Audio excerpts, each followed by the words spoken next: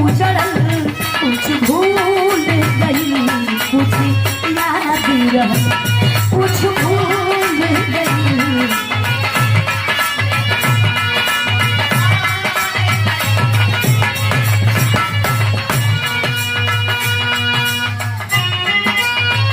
ओहो क्या बात है, आओ बच्चे।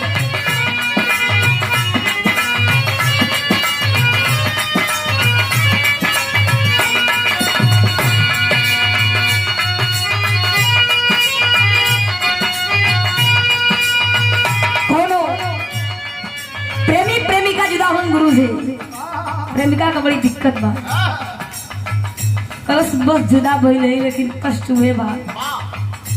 तू कहत बा कैसे, तुझसे बिछड़ के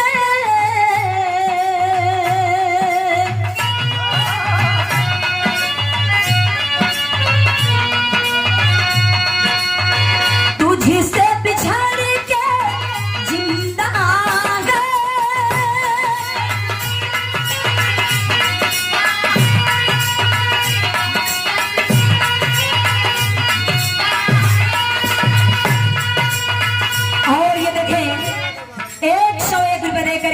अभी सम्मानित किया आप हमारे गार्जियन दिव्या दूरदर्शन मऊ सौजन्य से आदरणीय। तुझसे बिछड़ के जिंदा है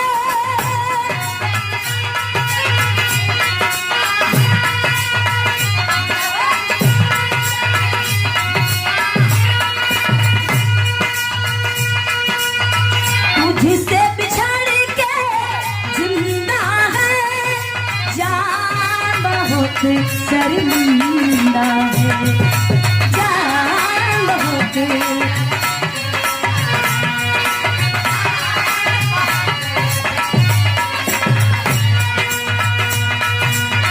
तुझसे बिछड़ के जिंदा है